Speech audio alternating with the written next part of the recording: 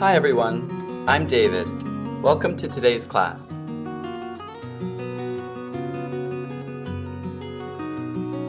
Retirement tends to be associated with catching early dinners and lounging on the beach. And most importantly, we'll never need to deal with the morning commute again. It almost sounds too good to be true. But while dreaming about the light at the end of the tunnel, have you ever thought of planning for your retirement? Think it's too early? Think again.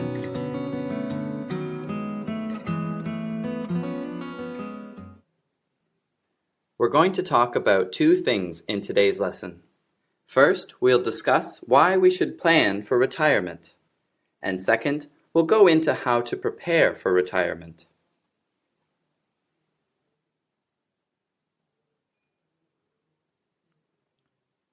It's hard for many people to plan for retirement.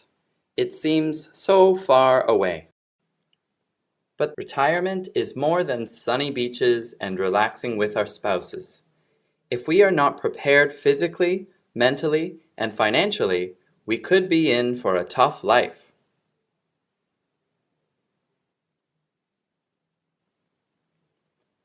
There are several reasons why we need to carefully plan for our retirement. Today, we'll touch on two of the most important reasons. The first reason is the uncertainty of Social Security and pension benefits. As we all know, the world's populations are continuing to age. This means there are fewer and fewer working-age people to contribute to Social Security. The Social Security Board of Trustees says that Social Security costs in the U.S. will exceed the program's income in 2020. This strain on the Social Security system may cause governments to reduce Social Security benefits, or they may even restrict the benefits only to the very poor individuals.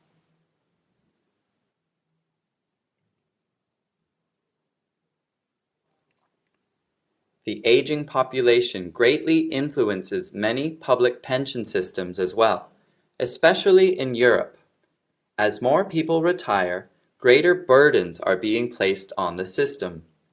And since human longevity today is the highest in human history, there are more people retired than ever before, indicating a much higher level of uncertainty of public pension benefits in the future.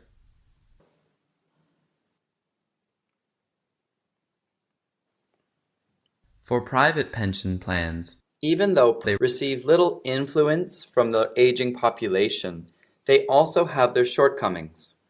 Many people may invest in corporate-sponsored stocks and then use the money they gain for retirement. But a corporate collapse can mean your employer-sponsored stock holdings lose tremendous value or are completely eliminated. This happened to Enron, an American energy company, in 2001.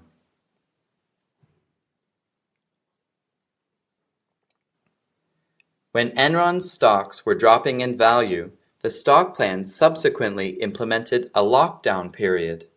During this period, participants were not allowed to move Enron stocks from their accounts. The new stock price resulted in a reduction of participants' plan assets by more than $150 million.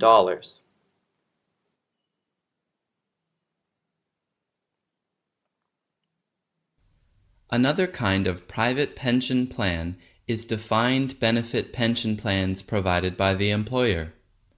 They are supposed to guarantee retirees a monthly pension, but it's also not 100% safe.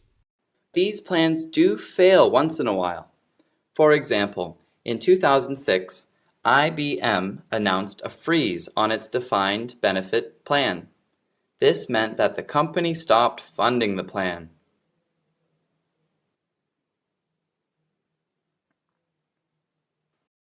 More companies are following this trend and are letting their employees pay for their pension plans.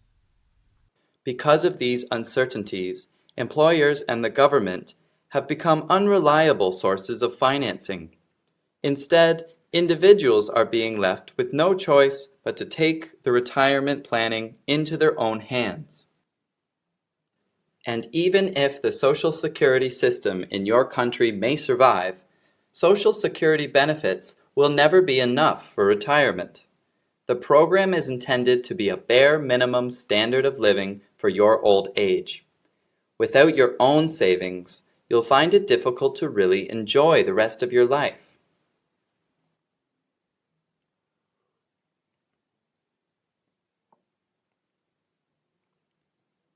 China is also facing the problem of an aging population, which is putting heavy stress on the pension system. In China, both employees and employers are required to make contributions to the pension system. Workers contribute a percentage based on their individual wage. Employers contribute a percentage of the total wages paid to their workforce. On retirement, the amount contributed to the pension is paid out monthly over a 10-year period.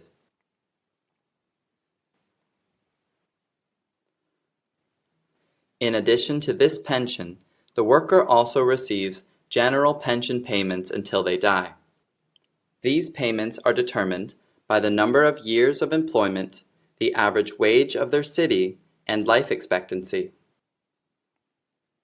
Once workers reach the statutory retirement age, they become eligible for pension benefits.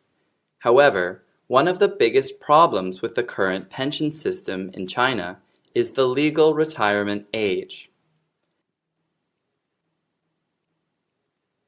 Currently, it's 60 years old for men and 50 years old for women workers in enterprises. For women civil servants, it's 55 years old. These ages were established in the 1950s. Obviously, they are no longer realistic in China, which has an average life expectancy of 75 years.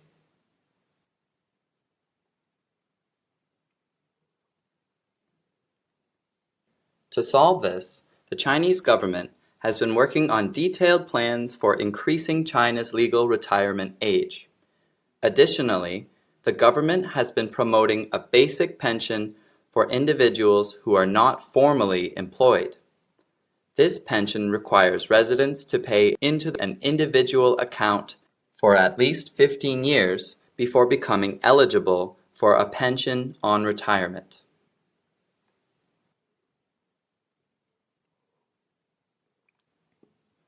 In addition to uncertain Social Security and pension benefits, old age normally brings medical problems and increased healthcare expenses. Without being financially prepared, you'll have a difficult time covering your medical expenses. This may become increasingly difficult, especially if you have a serious accident. To prevent any illness from eating up your retirement savings completely, you may want to consider obtaining insurance. Medical and long-term care insurance are good options to finance any healthcare needs that may arise. Our course gives an example of what could happen from serious health issues. If he fell down or had a stroke, it could force him to stop working. If that happened, he would have to rely on his savings and other assets to survive.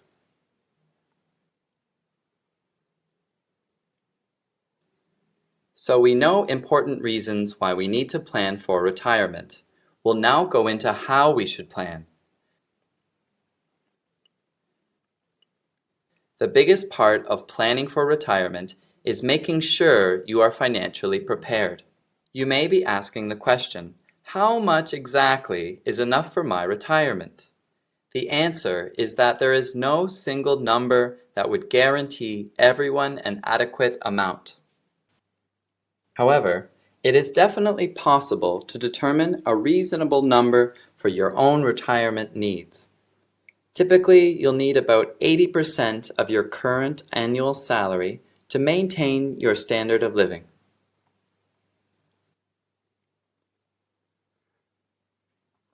To find the right number, you need to consider a number of factors. First, determine the age you want to retire. Second, calculate the current market value of all your savings and investments. Third, calculate the net inflation on your investments. Inflation is about 4% annually. And fourth, estimate the value of your pension plan and Social Security benefits. After you have determined your retirement financial guarantee goal, you'll need to build a nest egg. This means having enough finances to support you and/or your family throughout retirement.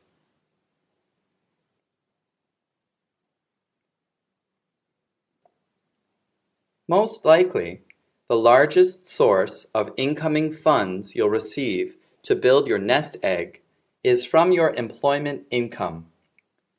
For your retirement plan, write down your annual income and subtract your annual living expenses.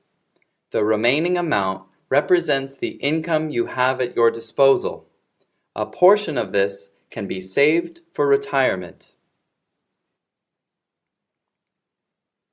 For example, maybe your annual earnings are $30,000 and your living expenses are $2,000 per month or $24,000 per year. This means you have $6,000 per year of income to contribute to your retirement plan or other desires. Working part-time after retirement is another great way to generate extra income.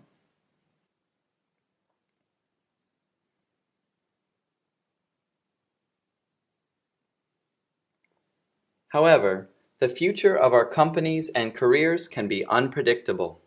We don't know if suddenly our companies will lose business. Let's look at a possible issue that our course addresses. For now, the company is okay, but it's no longer growing as fast as it used to. The company stock may go down, and the value of his home may also fall.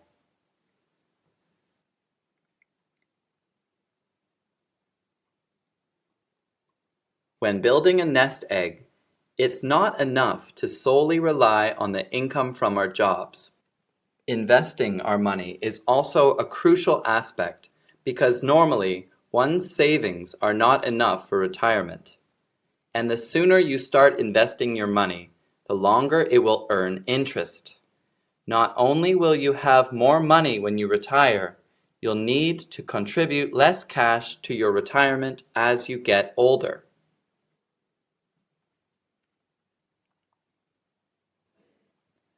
But we need to know what kinds of investments we will have. There are many different areas we can invest in, and investing for retirement is not exactly the same as investing when we are young. We'll analyze a few options now to help us plan for our retirement. The first option we'll look at is stocks. The stock market is known to be risky. As our course says, investing in real estate or the stock market could be very risky.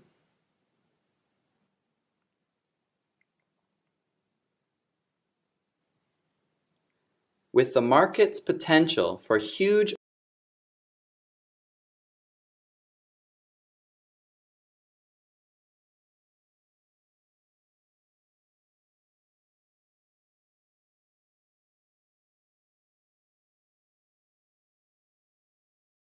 up and down changes, retirees are often reluctant about keeping their money in stock.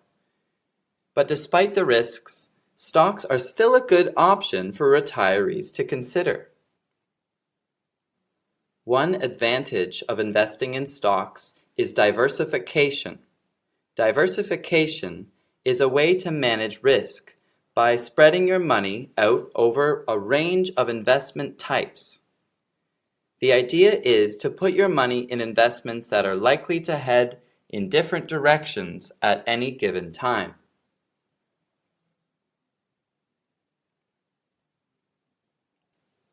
Another reason is that stocks offer higher returns than other common investments. The historical average stock market return over long periods of time is around 7%. This is better than other investment types. Additionally, stocks are more resilient to inflation than bonds and other investments.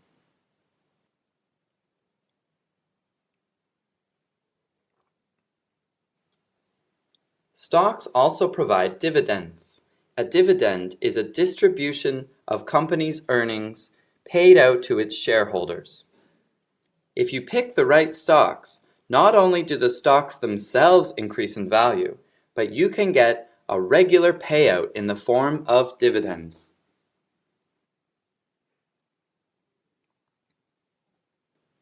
Another type of investment is annuities. An annuity is a fixed sum of money one receives regularly. A person makes payments to a certain party, like a life insurance company, for a certain period of time. The person will then receive that money regularly after they retire. The purpose of annuities is to make sure one has enough money to support themselves before they die.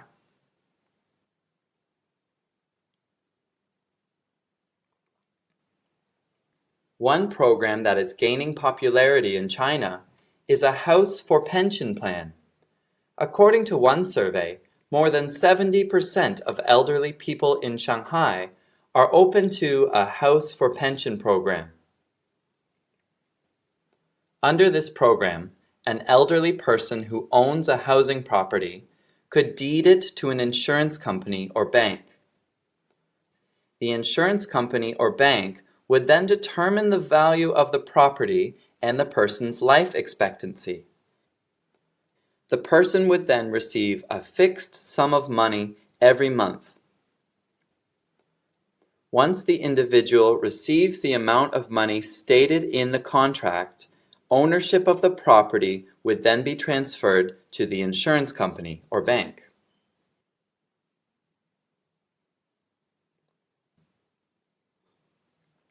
While financial preparation is important, it is not the only thing we need to prepare. Some retirees still feel depressed even if they are financially stable. Why might this be? It may be because they have completely overlooked an important part of preparing for retirement. That is, preparing mentally.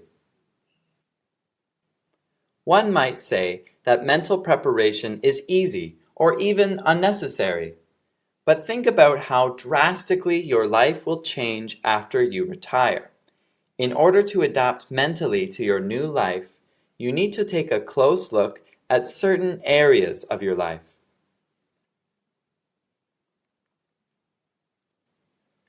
First, you'll need to look at your identity. Your identity is who you are to yourself and the world.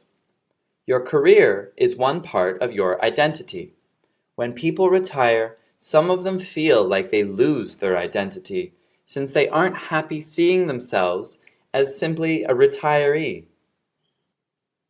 One CEO even said that he felt empty after retirement because he hadn't thought about his new identity. Having an identity can help add structure and meaning to your life after you retire.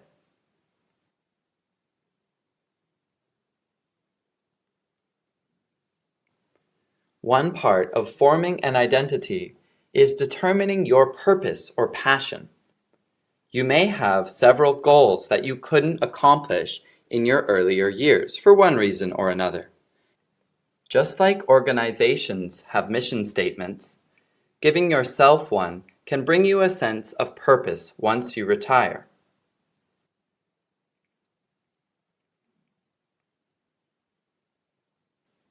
Another thing you'll need to mentally prepare for is how your relationships will change. When you leave work, the people who you worked with will no longer be a part of your everyday life. Because of this, it's a good idea to develop new relationships. To do this, you can try engaging in various activities like volunteering or joining a health club.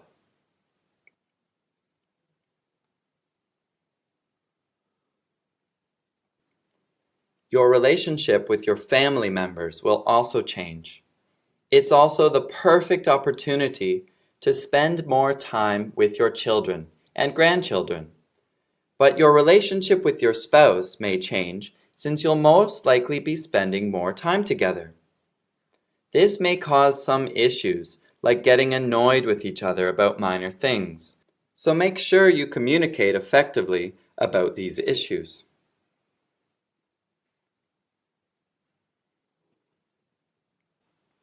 Something else to be considered for retirement is lifelong learning. Many people understand the importance of staying physically active when retired, but exercising our brains is just as important. Through lifelong learning, we can continue to keep our minds healthy even in old age.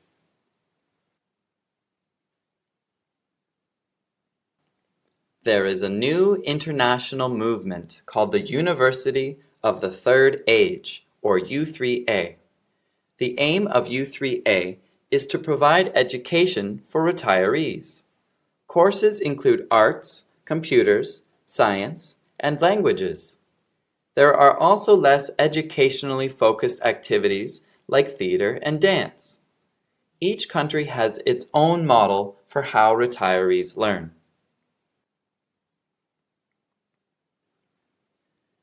Canada is one country that highly promotes lifelong learning. In Canada, the government has a lifelong learning plan that funds residents for lifelong learning. The idea behind this is to ensure retirees can live out the rest of their lives happily and meaningfully.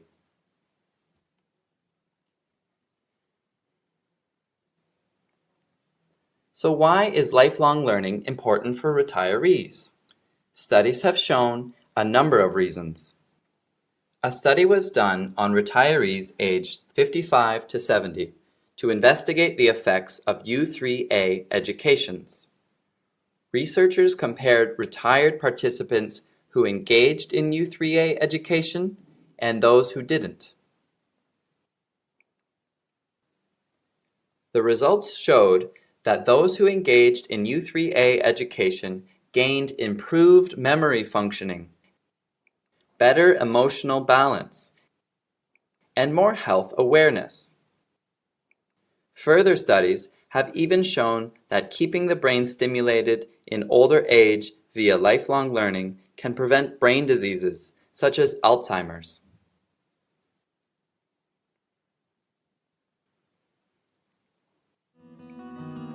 That's all for today about retirement. Let's quickly review what we've learned today. We talked about two things in today's lesson. First, we discussed why we should plan for retirement. We touched on the uncertainty of Social Security and pension benefits, as well as potential health problems.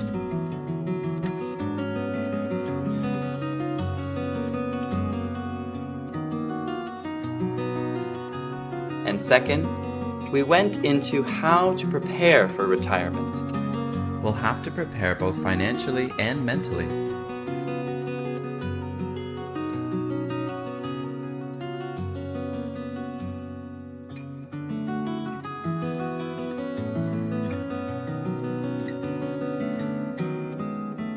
Maybe now you are in the prime of your life.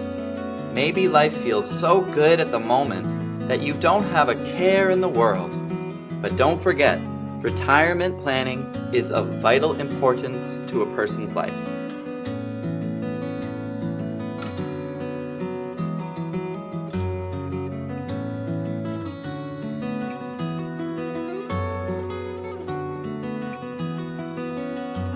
I'll see you next class. Bye.